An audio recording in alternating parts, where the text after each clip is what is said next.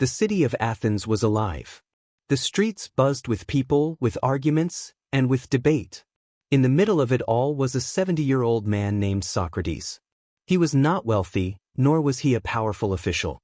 He was simply a philosopher, and his job was to ask questions. "You say you are brave," he would ask a general, "but what is bravery? You say you are just," he would ask a judge, "but what is justice?" His questions forced people to think, but some of the most powerful men in Athens did not like this. They felt Socrates' questions were corrupting the youth and insulting their sacred traditions. Eventually, they put him on trial. In the courtroom, Socrates did not beg for his life. He defended his idea and his search for truth more than he defended himself. "I do not fear death," he said. "I only fear a life lived without questioning and without seeking truth." The jury delivered its verdict: death.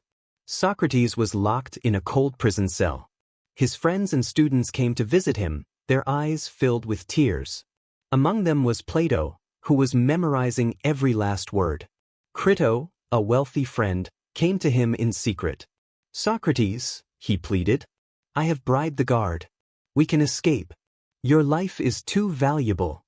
Socrates calmly smiled and refused. "Crito," he said, "I have lived my entire life agreeing to the laws of Athens. Now that the law is against me, should I run away?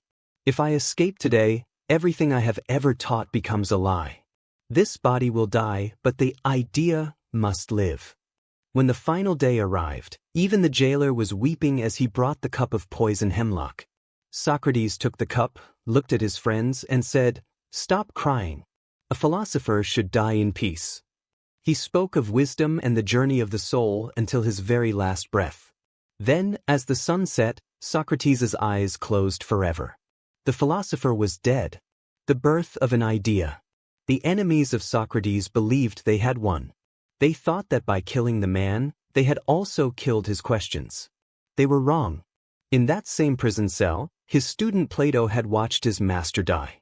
His heart was broken, but in his eyes, there was a new determination mixed with the tears.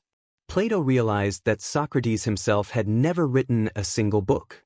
His philosophy only existed in his spoken words. If Plato did nothing, Socrates' idea truly would die with him. After leaving the prison, Plato picked up a pen. He began to write down everything he had ever heard Socrates say: his bravery in the courtroom, his calmness in the prison, and all his questions about justice, truth, and wisdom. Socrates' body was in the grave, but his idea was now alive in Plato's books. It was this idea that transformed Plato. Plato's academy then gave birth to Aristotle, and Aristotle's philosophy went on to change the entire world.